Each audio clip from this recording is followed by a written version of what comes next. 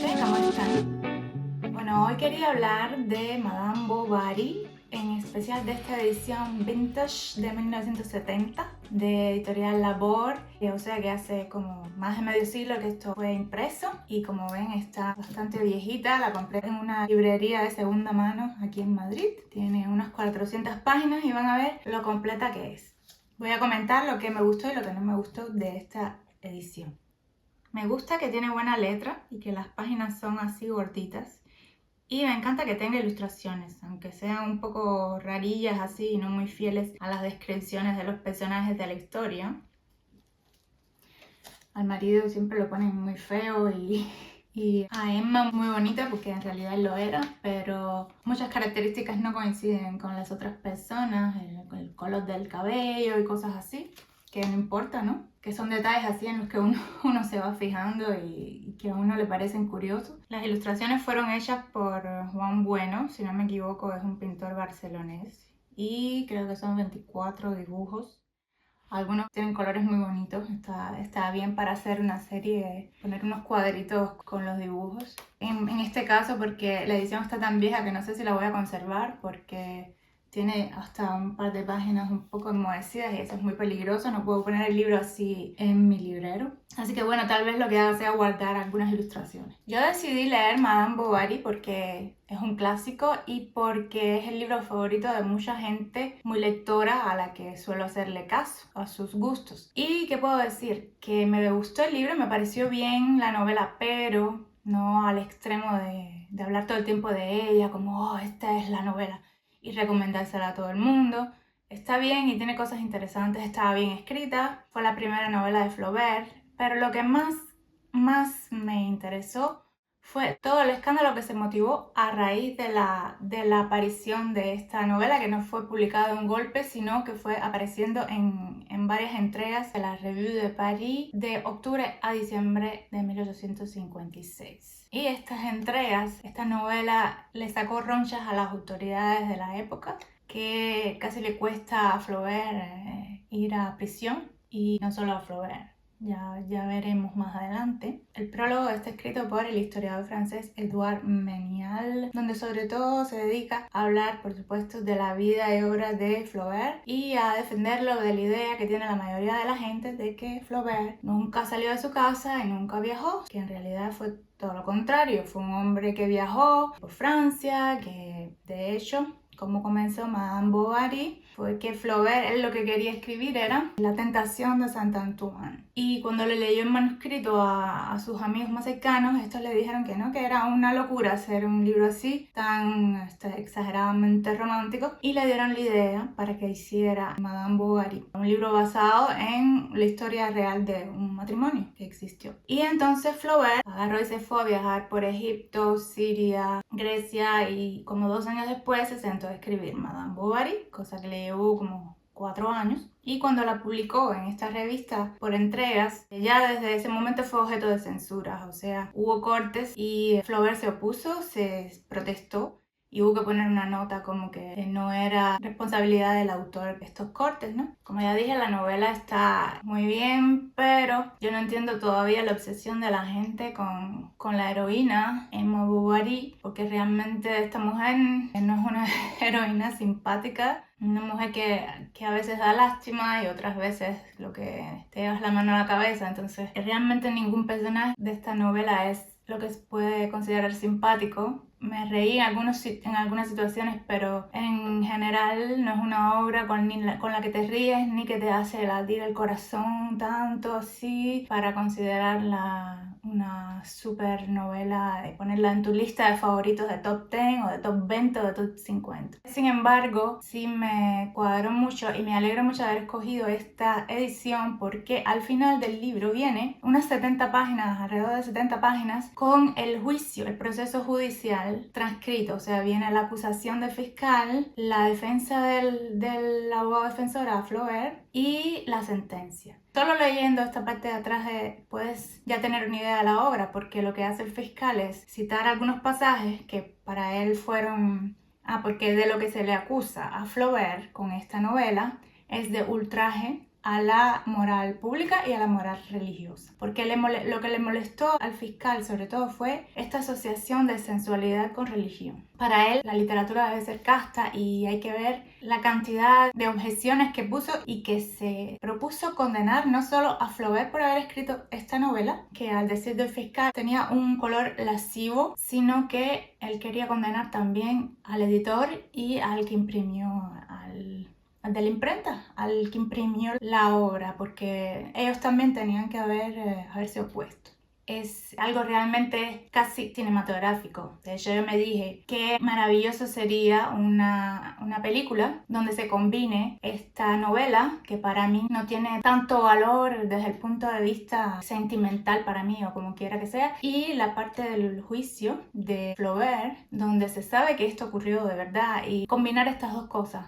Como ya ellos en el juicio van citando pasajes, uno puede estar viendo los personajes actuando, los personajes de ficción, mientras el fiscal y el abogado defensor hacen su comparecencia y esa especie de duelo, ¿no?, que tiene lugar en los procesos judiciales. La sinopsis de la novela, por si no la conocen, el personaje principal, Emma Bovary, es una mujer que ella vive una vida melancólica y tratando de salir del ordinario, de su vida provinciana, que le provoca tedio, le provoca aburrimiento. Entonces su carácter y circunstancias la llevan a ir por un camino. No estoy tratando de no decir demasiado, aunque después en la parte del juicio salen más cosas, que este camino la va a llevar a un desenlace funesto beneficioso para algunos personajes y funesto para otros, entre los que se incluye ella. Aquí hay arquetipos, ¿no? Está el boticario, el cura, los taberneros, la criada, en fin. Y una cosa que me molestó fue, normalmente las notas están al pie de página o al final de la página, ¿no? En este caso están al final de la página, las notas que mientras vas leyendo aparecen los superíndices que te hacen referencia a las notas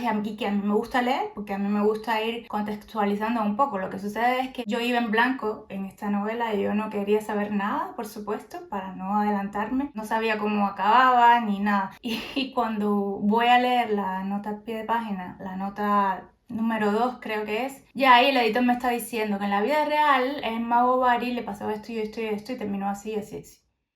Entonces yo me enojé tanto desde el principio de la novela, ya eso me predispuso, me enojé con el editor sobre todo, no con Flaubert, está claro. Así que les advierto, si tienen esta edición o la que sea, tengan cuidado con las notas al pie de página, que a veces dicen demasiado, a veces lo mejor es leerlas al final después de haber leído la novela. Quiero hablar rapidito del proceso judicial. El proceso judicial es de lo más simpático porque el fiscal imperial va a ir citando, muy insultado él, ciertos pasajes de Madame Bovary que para él son lo que le da ese carácter que él dice que es lascivo a la obra. Entonces él va a resumir bastante bien la obra porque va a extraer pasajes claves de ella, ¿no?, para analizarlos. Y como ya dije, a lo que él se opone es a esta mezcla de sensualidad con los símbolos religiosos que para él deben ser intocables, ¿no?, y que aparecen en diferentes momentos tocados o mal tocados o expuestos de una forma que no se debería hablar de ellos. Entonces el señor fiscal imperial Ernest Pinard lo que critica a él es sobre todo la mezcla de sensualidad con religión. Por ejemplo, que los símbolos religiosos en el convento de las Ursulinas, donde Emma se educó, parecieran despertar en una niña de 10 años la sensualidad, y que con esto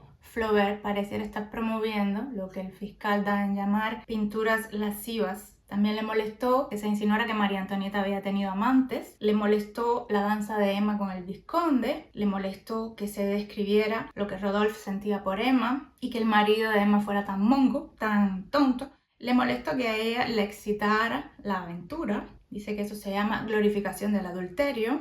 Le molestó que después, cuando Emma estaba enferma, quisiera comulgar. Le molestó que se emocionara con la actuación del actor en el teatro, no me acuerdo cómo se llama el actor. Luego, en la escena del coche, le molestó que se suprimiera la escena y le molestó la escena que no se suprimió. En fin, al fiscal le molestó la literatura en general.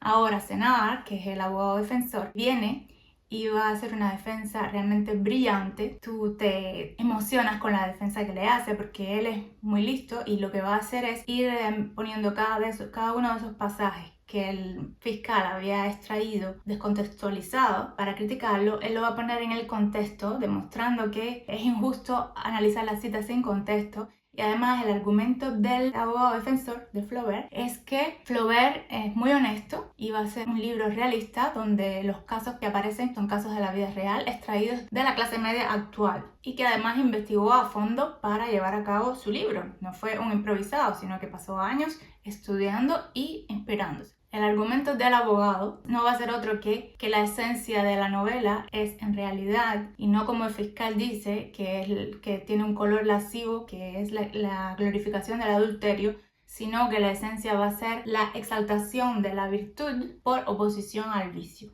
Él pone el ejemplo del marido de Emma, que va a ser un hombre honesto y va a mantenerse así en su deber y honesto hasta el final. Y en la que se va a corromper es Emma. ¿Por qué? Porque recibió una educación, y aquí es lo que dice el abogado, que es la denuncia de Flaubert, que una mujer que está destinada a casarse con un provinciano, con un pueblerino, como era este hombre, médico de pueblo, no debería recibir una educación que exalta su carácter romántico y que es superior de cierta forma a la que debió haber recibido, que la educación de la mujer debía ser acorde al momento y el lugar donde ella va a vivir, de forma tal que pueda ser dichosa y útil en ese entorno. El abogado Senard va a comenzar diciendo que todas esas líneas que el fiscal había extraído para difamar la obra de Flaubert representaban una proporción de 1 en 500, de modo que de ninguna manera se podía decir que el color global de la obra fuera lascivo. Además, Senard va a demostrar que la intención de Flaubert no era de ninguna forma poner a Madame Bovary como ejemplo, sino en todo caso como contraejemplo, por esto que ya se dijo, de que una mujer sometida a una educación superior a lo que es el objetivo de su familia, de esta mujer no se puede esperar un comportamiento como el que normalmente cabría de esperarse, sobre todo con el carácter de esta mujer, que es un carácter bastante romántico y que tiende a la exaltación, y que se espera que este tipo de contraejemplo o de denuncia, si se quiere ver, sea una buena forma de poner en alerta a las muchachas de esta generación. O sea, leer este libro no sería malo para las jovencitas si las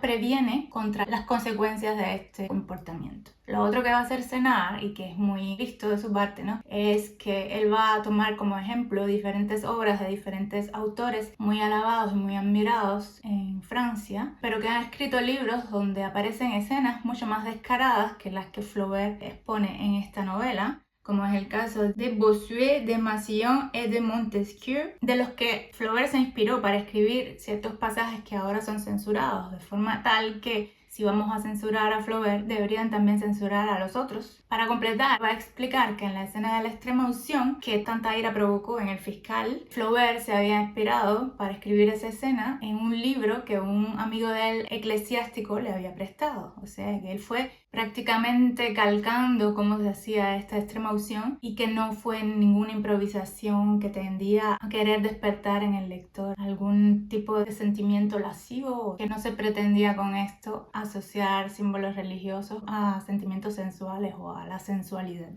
Aquí terminan estas 60 y pico de páginas del proceso judicial y luego viene la sentencia. El jurado va a dictaminar que la obra merece censura por el lenguaje y la forma, pero que la intención es buena y moral, y que por todo lo que dijo el fiscal y lo que le respondió la defensa, no queda suficientemente probado que sean culpables estos tres hombres, Flaubert, el impresor y el editor, de los delitos que se le imputan. Y el tribunal decide absolverlos, declarando los costes de oficio. Pues ya está, esa es la sentencia. Entonces, al final, Flaubert lo que hizo fue, cuando se imprimió la novela, le cambió la dedicatoria, que había sido originalmente dedicada a un amigo de él, y la cambió a Marie-Antoine Jules Senard, del Colegio de Abogados de París, expresidente de la Asamblea Nacional y antiguo ministro del Interior, diciéndole: querido ilustre amigo, permítame poner su nombre al comienzo de este libro y al frente de la dedicatoria, por ser a usted principalmente a quien se debe su publicación. Gracias a la hermosa defensa que de ella hizo, mi obra ha adquirido, al menos para mí, una autoridad con la que no contaba. Acepte, pues, este homenaje de mi gratitud, que por grande que sea, no llegará nunca a la grandiosidad de su elocuencia y a su interés por mí. Gustave Flaubert. París, 12 de abril de 1857. salvó el pellejo Flaubert gracias a este hombre. Menos mal que era su amigo. De cierta forma estaba indignado también. No solo era el trabajo de abogado, sino que él había leído la obra y se sentía mal por Flaubert que fuera tratado así. Y hasta el mismo Lamartine había venido a visitar a Flaubert y le había dicho que él no podía creer que algún jurado fuera a condenarlo por esto. Habría que ver si Flaubert hubiera sido un escritor consagrado y no primerizo, si se hubieran ensañado de esta forma. Y ahora, para terminar, quería decir una cosita más sobre la novela que me llamó la atención y que me parece que la gente no menciona, no suele hablar mucho de eso, por lo menos los textos que yo he leído, que esta mujer, Emma Bovary, ella fue empujada a los excesos o a las aventuras en las que se vio inmersa, sobre todo por hombres. Siempre fueron hombres los que le insistían, coge para allá. Su marido, los amantes potenciales, el vendedor de vestidos. Nunca eran las mujeres estaban muy ocupadas en limpiar y en cocinar. Y sobre todo Emma nunca tuvo un role model femenino. No tenía hermanas, era huérfana de madre, no se llevaba bien con la suegra. Lo más cercano que tenía a un amigo, porque tampoco tenía amigos, los hombres todos que se acercaban a ella la encontraban tan irresistiblemente bella que tenían necesidad de seducirla, de tratar de conquistarla. Lo más cercano que tenía Emma como amiga era su sirvienta, que por las convenciones era muy difícil que ella decidiera desahogarse con su sirvienta. Y bueno, su esposo, que la adoraba pero que ella detestaba. O sea, todo el resto de las personas querían siempre algo de ella, o seducirla o venderle algo, así que se la pasó todo el tiempo sola y sin un ejemplo a imitar femenino. Entonces los únicos ejemplos femeninos que tenía eran los de los libros que leía, que eran todos románticos, historias estas del príncipe azul. Si de algo pecó Emma fue de ingenua, dejando que todo el mundo se aprovechara de ella. Todas estas veces que ella cayó o que se corrompió, como quiera llamársele, fue directa o indirectamente provocada por hombres. Hasta su propio marido la empujó, el muy tonto, a los brazos de cierta gente, a hacer cosas que ella al principio no quería hacer.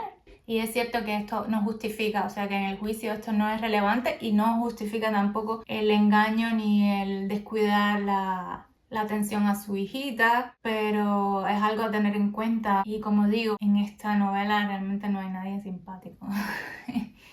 Y bueno, ya esto es todo por hoy, ya me despido y espero que hayan pasado un rato agradable, instructivo, que quieran leer la obra y o el proceso judicial. Nos vemos en el próximo podcast de Susu. Un beso.